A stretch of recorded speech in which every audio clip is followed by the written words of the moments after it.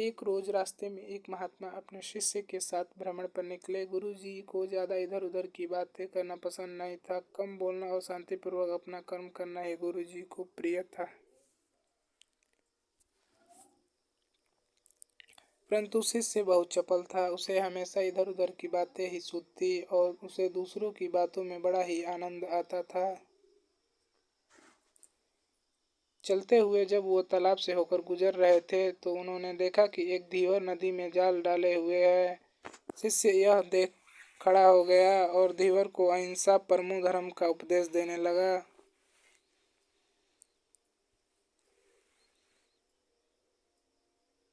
लेकिन धीवर कहाँ समझने वाला था। पहले उसने टाल मटोल करनी चाहिए और बात जब बहुत बढ़ गई तो शिष्य और धीवर के बीच झगड़ा शुरू हो गया।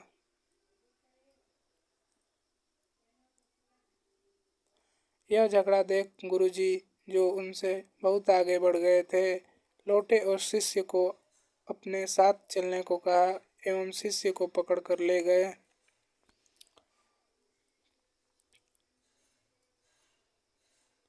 गुरुजी ने अपने शिष्य से कहा, बेटा, हम जैसे साधुओं का काम सिर्फ समझाना है, लेकिन ईश्वर ने हमें दंड देने के लिए धरती पर नहीं भेजा है। शिष्य ने पूछा, महाराज को न तो बहुत से दंडों के बारे में पता है और न ही हमारे राज्य के राजा बहुतों को दंड देते हैं, तो आखिर इसको दंड कौन देगा? शिष्य की इस बात का जवाब देते हुए गुरुजी ने कहा, बेटा, तुम निश्चिंत रहो, इसे भी दंड देने वाला एक अलौकिक शक्ति इस दुनिया में मौजूद है।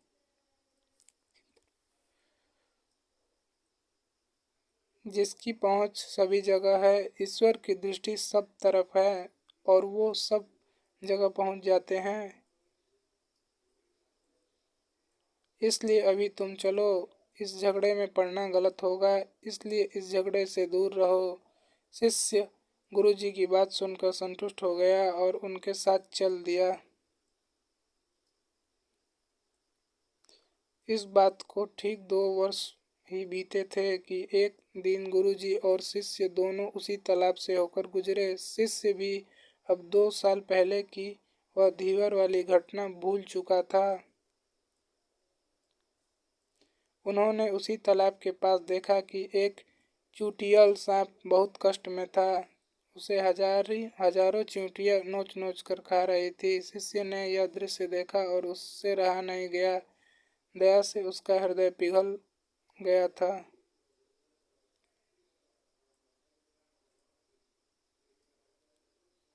वह सर्प को चींटियों से बचाने के लिए जाने ही वाला था कि गुरुजी ने उसके हाथ पकड़ लिए और उसे जाने से मना करते हुए कहा, बेटा, इसे अपने कर्मों का फल भोगने दो।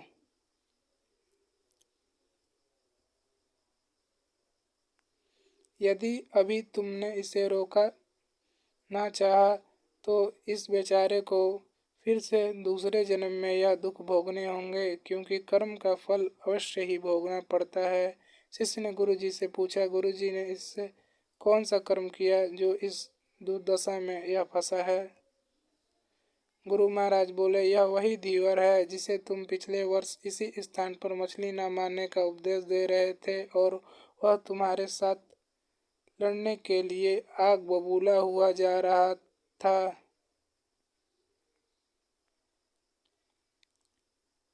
मछलियां ही चींटी हैं जो इसे नोच नोच कर खा रही हैं। यह सुनते ही बड़े आश्चर्य से शिष्य ने कहा, गुरुजी, यह तो बड़ा ही विचित्र न्याय है।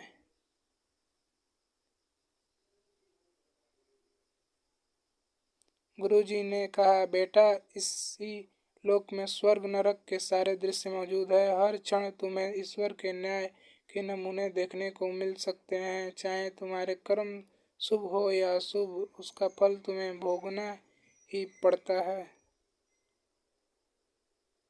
इसलिए ही वेद में भगवान ने उपदेश देते हुए कहा है कि अपने किए कर्म को हमेशा याद रखो। यह विचारते रहो कि तुमने क्या किया है, क्योंकि यह सच है कि तुम वह तुमको वह भोगना पड़ेगा।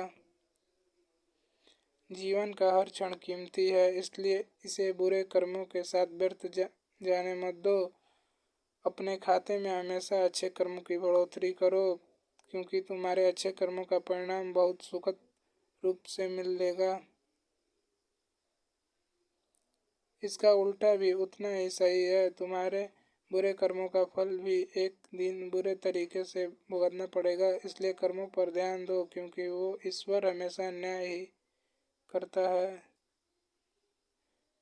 शिष्य गुरु जी की बात स्पष्ट रूप से समझ चुका था। दोस्तों, हम चाहें इस बात पर विश्वास करें या न करें, लेकिन यह 100% सही है कि ईश्वर हमेशा सही न्याय करते हैं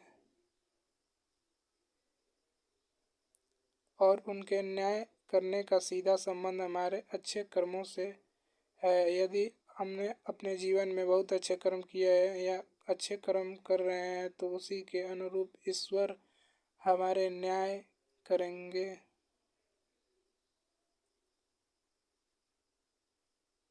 यह जीवन हमें इसलिए मिला है ताकि हम कुछ अच्छे कार्य करें, जिसको देखकर ईश्वर की आंखों में भी हमारे प्रति प्रेम झलक उठे। यही ईश्वर का न्याय है, जैसा कर्म ऐसा फल। If you like this video, don't forget to subscribe my channel Anu Singh Self Speak.